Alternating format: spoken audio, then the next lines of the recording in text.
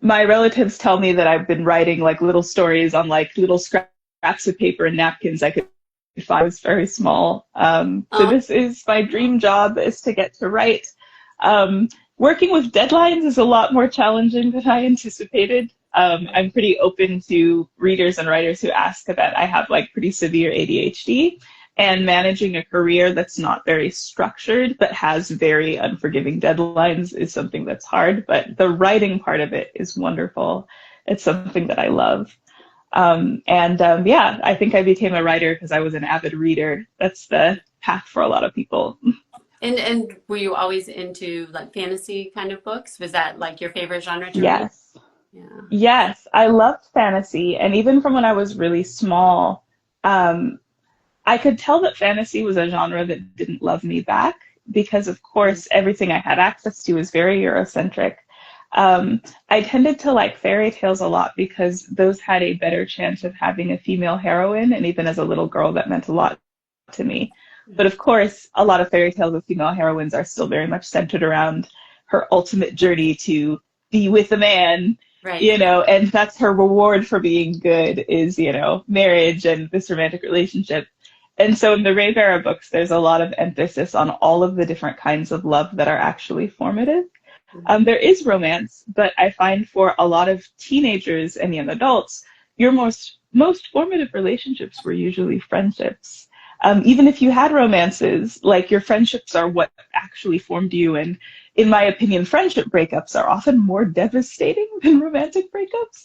So a lot of like all of my books always feature strong friendships, strong, complicated but good friendships. And that's something that I wish I'd had more of growing up in all of the literature and the fantasy and fairy tales that I read, for sure. Oh, I hope we have time to talk about that more because I am curious about writing romance for this age group. And I know you are so thoughtful in how you write everything and how you structure the society, how you structure kind of the hero's journey. So, Hmm. but maybe first you can back up and just talk about your latest book, which is The Maid and the Crocodile, which won the 2025 Pedro and Daniel Yes. Intersectionality Book Award.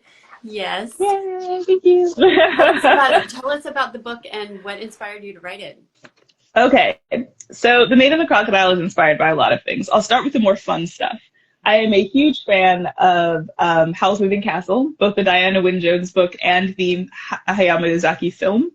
And one of the dynamics I found so interesting is that the main character, if for those who haven't seen it, is cursed to be, she's a young woman who thinks that she's plain and boring. And so she's cursed to look like an old woman by a witch, right?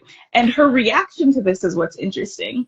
She sets off, she's like, well, my family can't see me like that. She's like, just very practical. She's like, well, I'm old and boring now, but I was also always kind of boring and plain. She's like extremely self-effacing, but very practical and capable. Because she's like, well, I'm going to go find like the Witch of the Waste and see if I can convince her to take this off. So she just sets off on this adventure, and that's how she meets the dread wizard Howl, who like lives in a moving castle on the hills that like climbs over the hills, and he's said to eat the hearts of young girls. And she gets to know this wizard and decides to pretend to be his cleaning lady while she like tries to learn more about her curse. So The Maid and the Crocodile is about a young woman who ages out of this empire's foster care. It's this sprawling fantasy realm, formerly empire of the Raybearer books, and this is a standalone book in that world. And she has a disability. She's a cane user. She has a bit of LIGO. She also has dyslexia, although she doesn't know to call it that. And she's extremely practical because that's one of her ways of coping with the injustice of her situation. She's like, well, this is my lot in life and it's probably what I deserve. And so I'm just going to make the most of it. So I'm going to go get myself a job as a maid. But on accident, she binds herself to this crocodile god that lives in like this haunted mansion in the city. And one of the things he finds so entrancing about her is her strange bravery that coincides with this weird practicality, like that's very self-effacing, right? Because she thinks that she's been summoned to this house as a sacrifice. Like she gets this Right. Like the god sends his messenger, and so she comes. And her reaction, even though she's horrified and so sad, like, I thought I was going to have this life, and instead I'm just going to be sacrificed to the crocodile god, is to think, well, if I run, he will chase me and he will catch me. He is a god and I'm immortal. So I'm going to go to the house. And so she just walks into the shrine. And the crocodile god, who has no interest in eating young girls, that's just a rumor, stares at her and he's like, you just walked in here. And she's like, well, yeah, like you summoned me and, you know, mortals don't outrun gods. So he's like, yeah, but like women get like tied up and tossed in here. Like, why aren't you, what? like, so from the very beginning, she's just this strange, you know, woman with no good, like she doesn't defend herself, and that's really toxic, but she also has this insane bravery of just like accepting the terms of what she thinks is happening and dealing with them as she can. And that's what makes her so interesting. To me and to the crocodile. So Howl's Moving Castle was a huge inspiration, but another huge inspiration was the labor movements that started up during the pandemic in the 2020s. I was so floored realizing that the people who are actually integral to our society, the people who are so important that they cannot stay home even when the rest of us got to protect ourselves from this deadly disease, are people like grocery store workers and sanitation workers, right? Who are and the people picking our food, right? In these conditions where they get so little pay and so little protection, and yet they are the essential workers. Like people think of like nurses and doctors, and that's true, but essential workers means anyone who can't stay home. And all of those people, these service members, are the lowest paid, even though they are obviously the most integral to our society running, right? And that just drove me insane. Just kind of, I was kind of recognized that in the back of my head, but the pandemic just put it in the forefront. Right. And I realized that one of the reasons we don't consider these people important is because of how much all of our media, all of our stories focus on the privileged. And even when we have heroes or protagonists that are downtrodden, like maybe they're a peasant or maybe a story, their happy ending always involves them leaving the working class, right? Like the happy ending means you don't have to be a maid anymore, or you don't have to be a worker anymore, or you're secret royalty, or fill in the blank, right? And to me, that's just another way of denigrating the importance of these jobs. Like a happy ending for someone who's perfectly content being a maid or a sanitation worker would be one in which she's well paid and respected for her job. Like that's a happy ending for a working class person, because we will always need working class people. So the idea that our stories never celebrate that, never find like the magic and the fantasy and the dignity and that kind of labor, is something that bothered me. And at this point, I had written the Raybearer books, which are all about the absolute top echelon, like the royalty of royalty, right? And that was fun. I mean, yeah, which I hadn't realized. Yeah, started like even her eyes like have like a sparkle. You do the cover. Oh, beautiful, beautiful artwork. Yeah, no, and it's the same artist for this cover, Charles Chazon. But that was fun, and it was necessary because I don't usually see Black girls represented that way, with this like, you know, pomp and dignity and sacredness to the people around them. So I loved writing about a magical Black girl empress, right?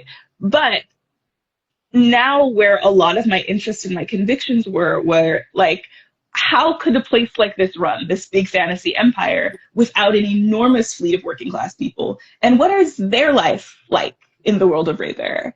Right. And so I had to write Maid, because I couldn't get over that question. One of the things that I love that you have in the book is that she goes to work in an inn, and then all the other workers call themselves the amenities. Because there's what everyone expects, but nobody really pays attention to unless there's something wrong. And that's what they kind of give themselves names of amenities, which I just thought was so clever. Thank you. Yeah. I mean, they are very aware that they are seen as objects in this world. And by acknowledging that, they humanize themselves to each other. Like, it's like we have this secret bond that is separate from the people we serve. And it's a very sacred thing. Like, you know, Small Sade doesn't, there's a point where Small Sade is asked by the wealthy people in the inn what she does in her free time. And she conceals partially what she does with the amenities because she knows that that's like sacred to them and like their little community as workers with dreams. So yeah, I really liked that. It was fun coming up with the different names for all of them. And just the different person, kind of like you said, like the way that they interact with each other and kind of become like a family for each other. So you talked a little bit about how this is such a different perspective than your Raybearer books. What do you think I mean, of course we should say it's a standalone book. If you haven't read the others, you can dive right in. I think you do an amazing job of introducing people to the world that's not overwhelming in case you already have read the book. So it's not like tiresome to reread descriptions, and you have enough there that somebody just picking this up for the first time, you know, they understand the world without having read the other books. But was it fun to get to explore that world from a different perspective? And what do you think would be the biggest surprise or change for the people that have read the earlier books? Not to give any spoilers, but. It was really fun, but it was also a bit of a challenge because the end of the Raybearer books end on this very hopeful note of how much change is going to happen in the then empire of Eretzar. And you do get to see a lot of those improvements because, you know, Tarisai and Dio from the Raybearer are very good, compassionate people. But the very premise of Maid is basically the idea that no matter how virtuous the people in power are, if there's too much of a gap between the powerful and the less powerful, people are going to get hurt. Like I won't give it away as a spoiler, but Sade's main big event that like kind of changes her whole life and makes it suck when she's little happens as a result of her briefly meeting Tarisai and Dio and Sanjeet. And they did not mean to hurt her at all, but they were not even aware of what happened because they're, you know, they're royalty and she was a peasant girl. And so nobody even told them what happened, right? And so it was challenging because I wanted to write a world that was very much a happily ever after world. Like, oh yes, Tarisai and Dio were ruling and they did such a great job. But I wanted to honor how these changes actually happened. These reforms over time with a lot of setbacks. And some people will fall through the cracks, like Sade did.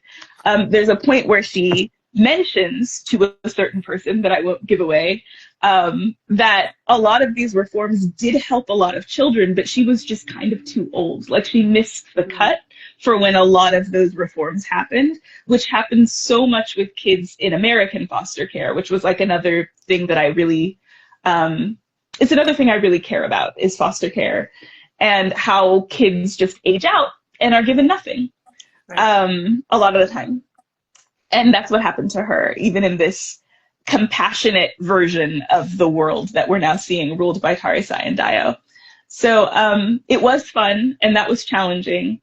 But one thing I really enjoyed was getting to just stay in one city and describe it really specifically so you feel like you know Uluwan City, you know, because the Raybearer books go in so many different places, the Raybearer books across this huge Pangea continent empire.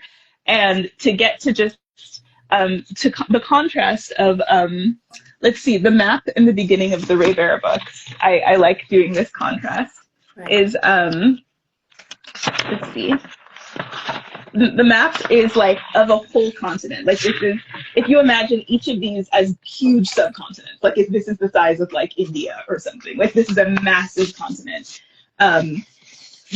versus the map at the beginning of Maid, which is a blueprint of a single inn.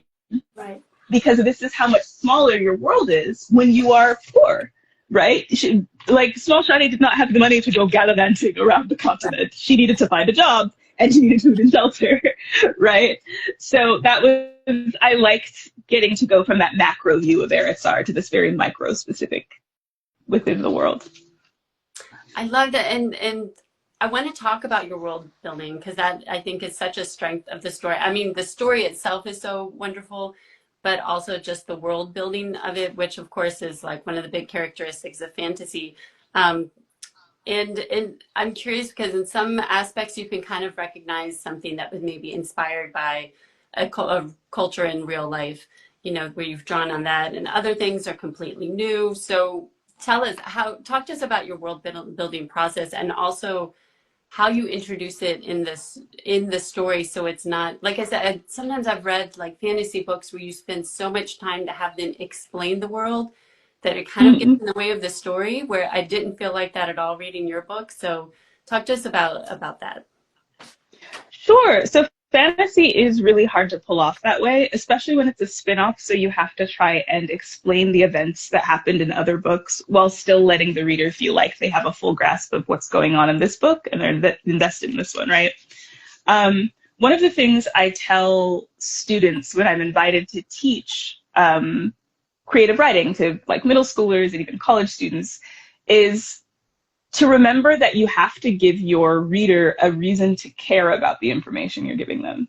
So if you start with an info dump, you will have some patient readers who sit with you throughout it. But a lot of people, especially nowadays, it's just like they're going to glaze over it because you haven't given them a reason to care about these battles happening, that this battle happened, then this person was born, and this genealogy, and this thing, and like these trade routes.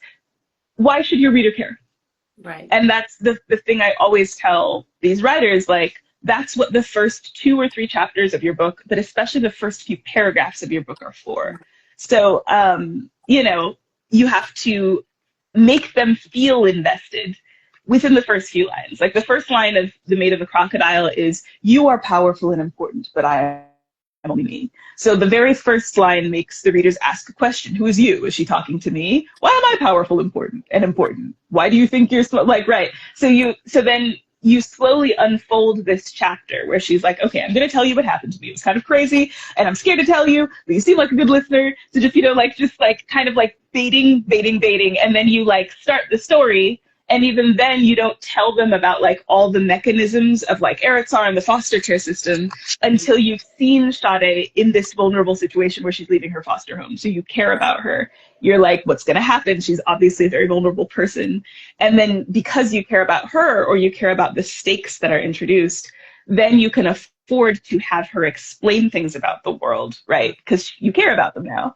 And even then you have to be careful not to do huge dumps, especially if it cuts the momentum of a scene.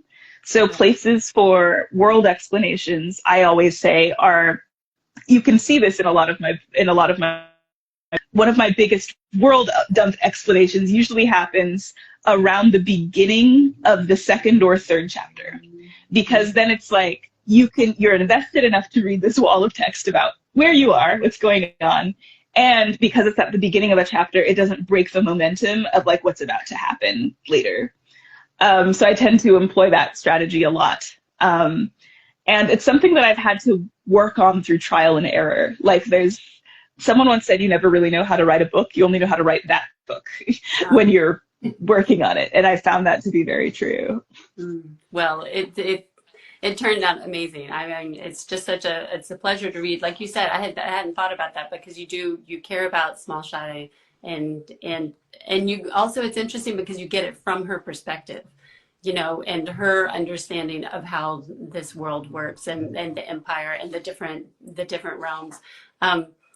So tell us more about Sade. I love this idea of her being a curse eater, and I don't know how much you want to go into it or how much you want people to discover in the book. I just thought it was very cool, and just in general that the magical powers in the book, because a lot of times they can be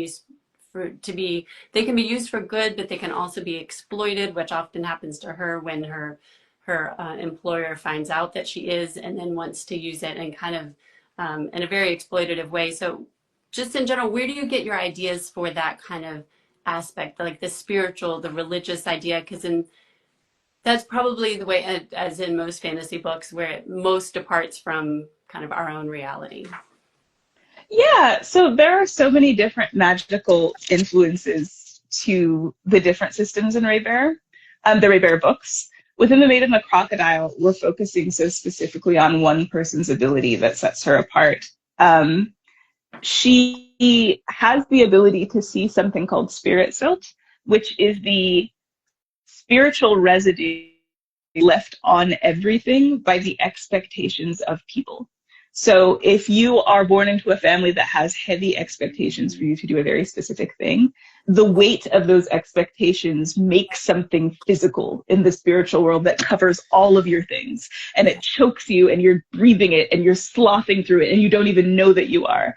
And you get tied down by these expectations that either you have for yourself or other people put on you.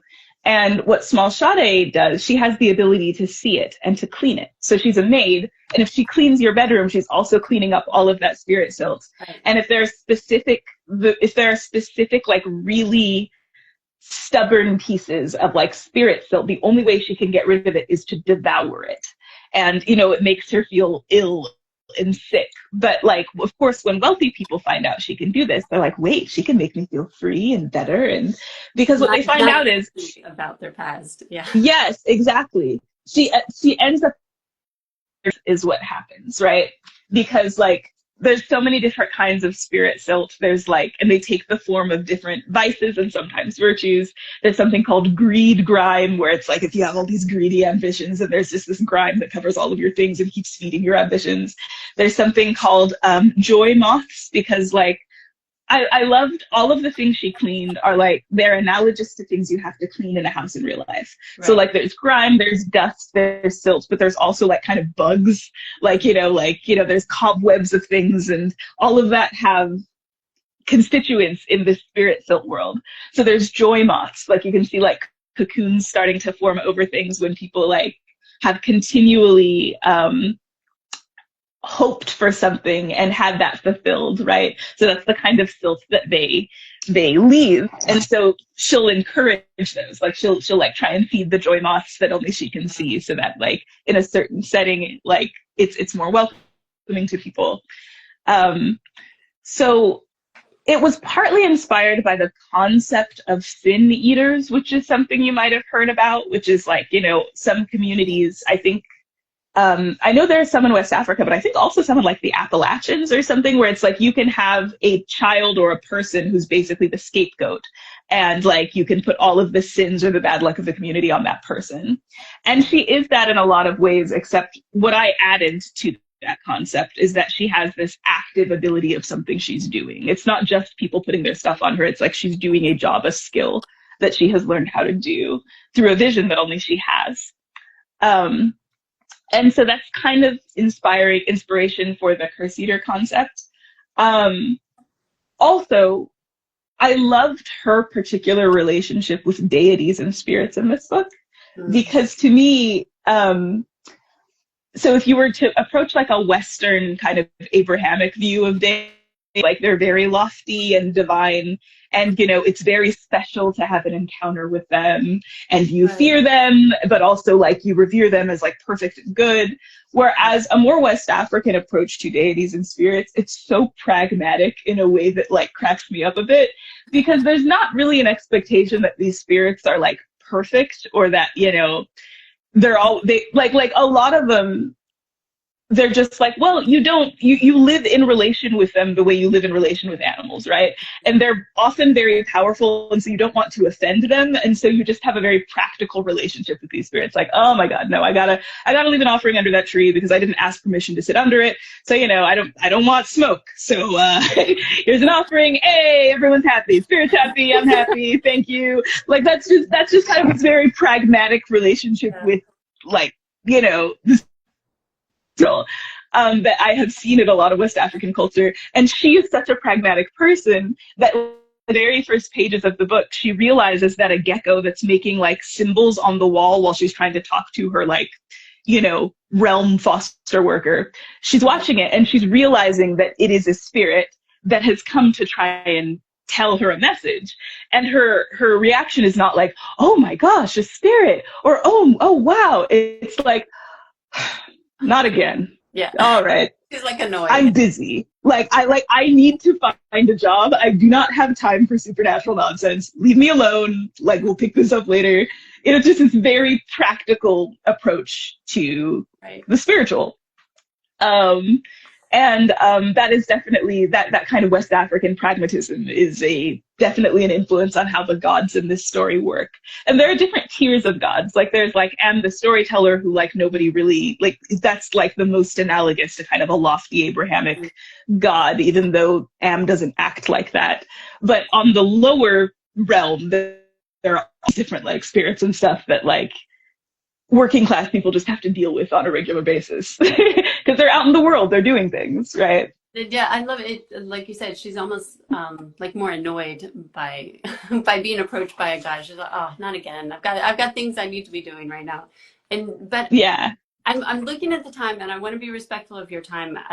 I would love to talk a little bit about your use of sensitivity readers, because, and I think for our audience, I don't think we really need to explain why that's necessary, or why you would want to do that. But could you share with us what your experience with it was? Like, how does that actually work, and kind of what did you get out of it, or how do you think the book benefited from? Because I think you said you used it for cane use and the vitiligo, right?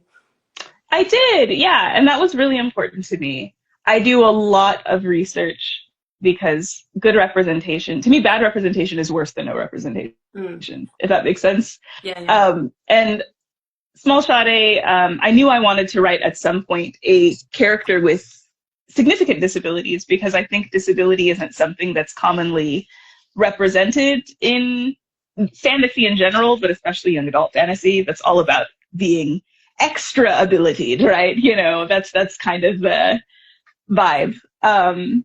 And I wanted to make sure, especially since I have younger audiences, that this would be something that they felt represented them and encouraged them without doing the main pitfall of a lot of disability representation for people who don't have disabilities, which is like saying your happy ending is being cured, or like, you know, you're actually empowered because of your disability. Like, you know, like they're just like, there are lines that that are like really hard to walk.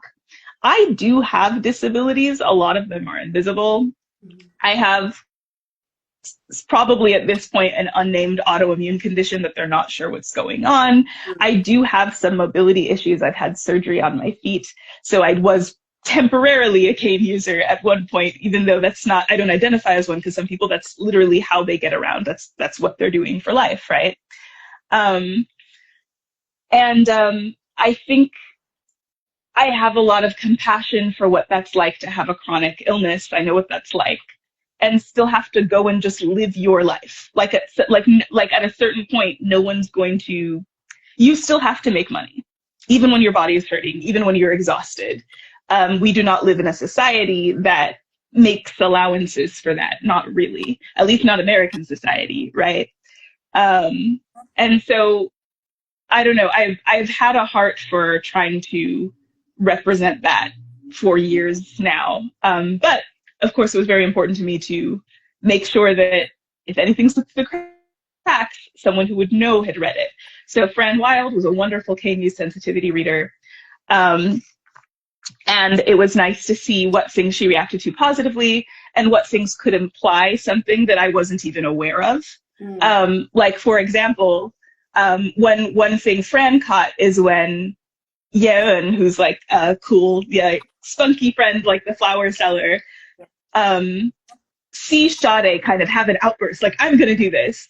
And she's like, you know what? If you, like, she says something to the effect of like, if you're going to do it, I'm definitely going to do it, that kind of thing.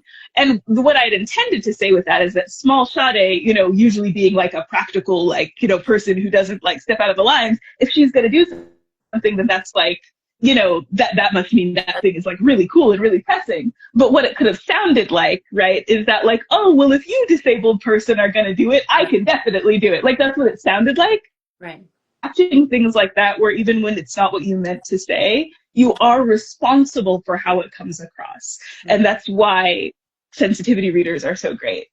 The vitiligo reader was cool too. She wrote a lovely kids book called I Like Absolutely Love My Spots, and it's about vitiligo. And yeah, that was really important to me. And I was really grateful that my publisher was willing to cover some of those fees for sensitivity reading, because I think they should. I think that's part of producing a good book is making sure that it represents well. So yeah, there's just yeah, should be just like a natural part of the editing process, that's. I think so. I think so. Like Rosie Thor, a fantastic Aero Ace fantasy author for YA, was my sensitivity reader for the Raybearer books because of Dio's asexuality, because I am not asexual. And it was really cool to see what feedback she had to make sure that that experience felt genuine, but also that it was somewhat educational. Because with asexuality, you're in a weird position of it not being as well known about like the different kinds as like, being gay or lesbian. So when you do represent it, you often have to explain a few more things than you might otherwise. And you have to find a way to do that gracefully in the context of a fantasy novel, so it doesn't read just like a pamphlet, Yeah. So yeah, sensitivity readers are great. Oh, well, thank you for that. And thank you for taking the time to talk with us today.